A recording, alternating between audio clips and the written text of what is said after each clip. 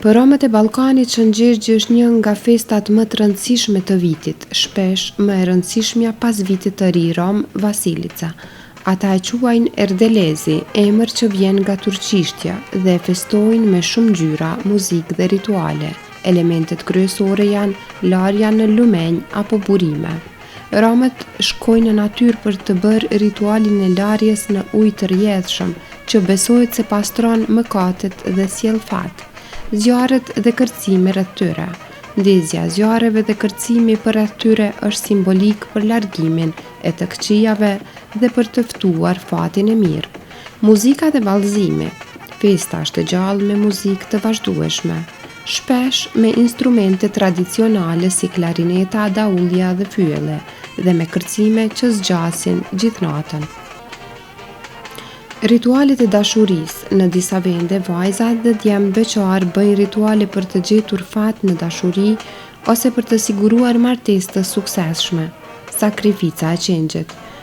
Edhe te komunitetet rome, është zakon të therrët një qengj si pjesë e festës, duke ndarë mishin me familjarët dhe komunitetin. Ngjashmëritë mes traditave shqiptare, serbe dhe rome, të gjitha lidhen me natyrën, fillimin e verës dhe shpresën për mbarësi.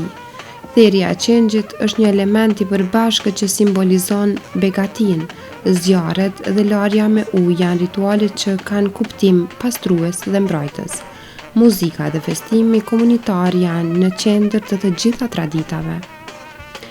Shënxergji është një kujtesë, një ftesë për t'u kthyer tek vetja, tek rënjët dhe natyra, dhe ndoshta është koha që rinia jon ta njohë më mirë këtë trashëgimi, para se të mbulohet nga pluhuri i harresës.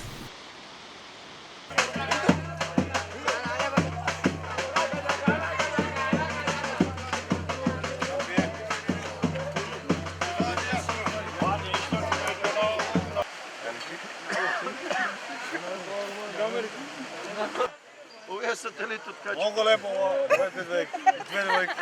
I on je grob. Dve devojke.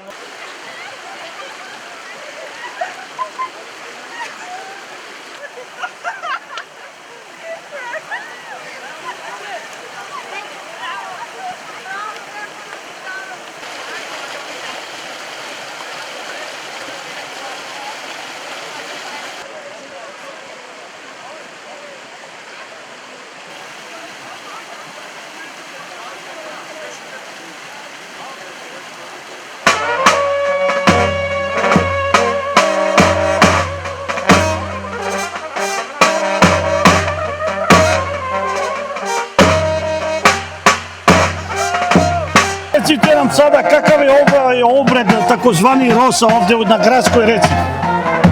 Rosa ti je značajna povodom praznika ovog našega Đurđevdana koji su naši robni preci, stari, da kažem, moji roditelji, naši dedovi koji su slavili ranije ovaj praznik naš romski, tako se teralo godinama i to je tradicija ostala u stari. Znači, ova Rosa je od pamtiveka koliko znam postojala. Gledam da ovdje pletu vence stavljaju na glave i kite se, šta im to znači? Možete li nam objasniti? To ću mi kažem ja, to znam, ali godinama. To je kao neko zaljubljivanje mladalačko. Sad ko hoće da se zaljubi devojku za kačiku, za kačke da bude njegova, eto. Sad to je ta tradicija ostala u stari, ali ovdje nas su sve većinom drugari. Vidjeli smo da se pojedini umivali ovdje, neko je češljao kosu, nešto o tome da kažete. Pa to kao običaj stoji kobajagi ako mu pada kosa da mu ne upada više.